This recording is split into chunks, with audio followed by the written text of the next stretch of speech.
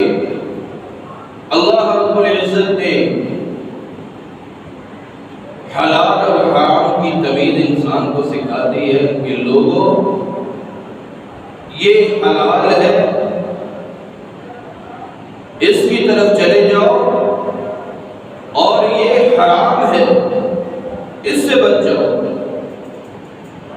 آپ صلی اللہ علیہ وآلہ وسلم فرماتے ہیں ان الحلال بین، حلال کو بھی واضح کر دیا گیا ہے، وان الحرام بین، اللہ رب العزت نے حرام کو بھی واضح کر دیا ہے اور حلال کو بھی واضح کر دیا ہے کہ لوگوں یہ چیزیں حلال ہیں اس کو کھا لو، اور یہ چیزیں حرام ہیں اس سے بچ جاؤ۔ اور تیسری جگہ میں آپ نے فرمایا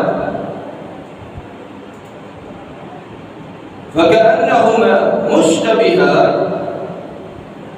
اور کچھ چیزیں ایسی ہیں جو مشتبہات ہیں جس کا ہمیں علم نہیں ہے، تو جس چیز کا ہمیں علم نہ ہو ہمیں اس چیز میں بڑھنا ہی نہیں چاہیے، جس چیز کا ہمیں علم نہ ہو ہمیں پتہ ہی نہ ہو ہمیں اس طرف جانا ہی نہیں چاہیے۔ ایک انسان وہ چل رہا ہے کسی راستے کی طرف، اسے اپنی منزل کا پتہ ہی نہیں ہے کہ میں نے جانا کس طرف ہے، اسے راستے